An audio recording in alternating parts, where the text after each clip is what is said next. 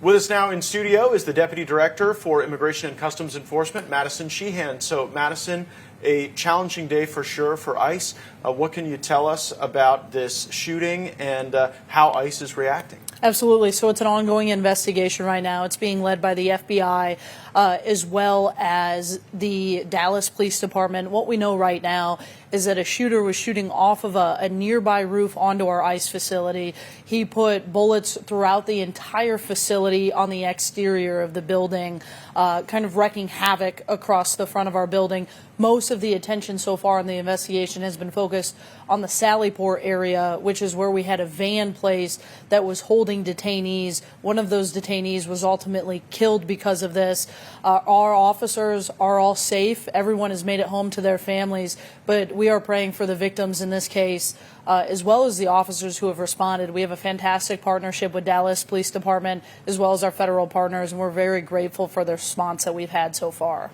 What has this done to the operations of this critically important facility? When do you expect people will be coming back and performing their normal function? Absolutely. We're going to get the facility back online as quickly as possible. So this is not only the main ICE office in Dallas for our field office director, but it is also the main office that we use to process detainees. So when we make an arrest in the morning, we're targeting the worst of the worst. We then process them at this facility and then move them to one of our greater detention facilities in the Dallas area or nationwide, depending on the circumstances of the case. And I'll just remind everybody that our officers are out going and enforcing immigration law as it's written. We're not making anything up. We're not picking winners and losers. We are enforcing the law as it's written, and people still choose to attack our officers, wreak havoc on our officers, and have this violent rhetoric being called the Gestapo, Nazis, and the list doesn't end. And that's why we get in these situations where our officers and ultimate detainees have been put in harm's way.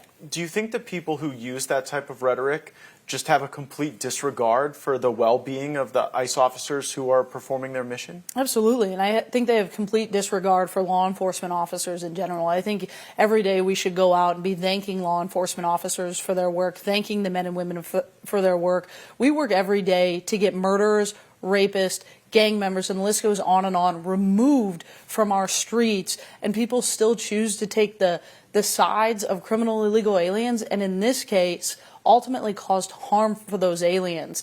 And this is a time for an America to come together, whether you're on the left or the right, and really have an honest conversation about how we're treating our law enforcement officers and make sure that we're putting our law enforcement officers and their families first.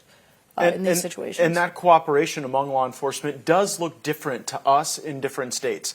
I'm from Florida, where it seems every day there's a new cooperation agreement between the federal government and state government to perform this mission together. But our headquarters is in California, where we see something very different, where the governor and the mayors are really castigating the people doing this. So help my viewers understand, like practically for those ICE officers who are doing the mission, how it can be really different, even within our country, depending on the state where the operation is taking place. Absolutely. So in a state like Florida, we have many 287G agreements. That's an agreement that gives law enforcement officers at the state and local level specific immigration authorities to go out and effectuate arrests. And so we walk beside law enforcement as they go and target illegal criminal aliens, the worst of the worst. We'll go out and target those aliens in a partnership. In other states, like California, they harbor these criminal illegal aliens and they hold them in their streets and in their sanctuary cities, not allowing ICE to go after these criminal illegal aliens and oftentimes not honoring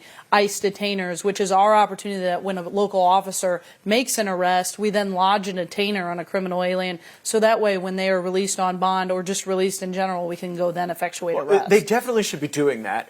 That seems like a baseline. But then my blood was boiling when I saw, beyond just that recalcitrance, when ICE was seeking backup, when they would encounter a challenging circumstance, they were often being left to their own devices for extended periods of time from LAPD and from others in California.